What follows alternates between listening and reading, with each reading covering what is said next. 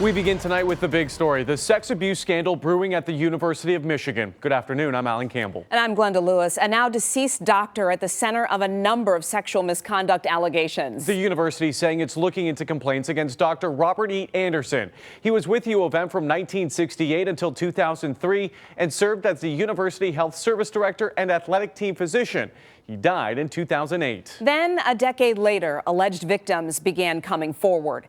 7 Action News reporter Kimberly Craig spoke with one of them and joins us live in Ann Arbor. Kim.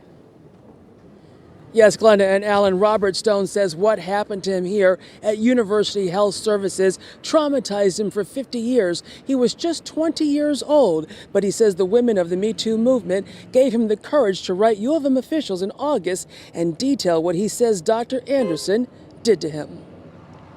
It's critically important that people come forward and alert us to misconduct, past or present, so that we can take action. Today, officials at the University of Michigan announcing a hotline for any former patient of the late Dr. Robert E. Anderson who believes they were subjected to sexual misconduct.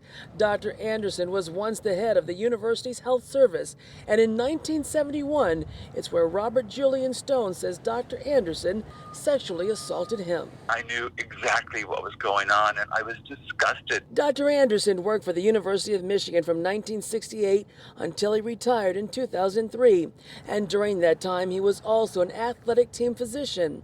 Robert Stone, who now lives in California, believes university officials knew about Anderson's alleged misconduct. I am told that they were aware that there were problems with Dr. Anderson along these lines when he was head of the University of Michigan Health Service, and that because of those problems, he was transferred over to be the physician for the University of Michigan football team, which is a bit like making the fox in charge of the chicken coop. U of M officials say the first time they learned of any allegation against Dr. Anderson was in 2018, when a former student athlete contacted athletic director Ward Manuel. University of Michigan police investigated and found 5 alleged victims. We then decided that the best practices recommended in this space are to do some additional outreach to see if there's anyone else out there who may have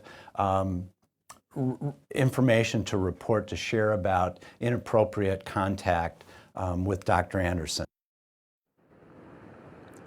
And university officials say yesterday the Washtenaw County Prosecutor's Office told them that there would not be any criminal charges issued.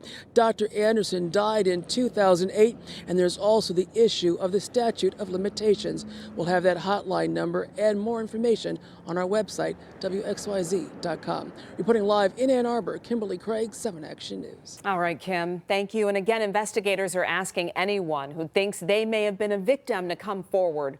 We have that number to the hotline on our website, WXYZ.com.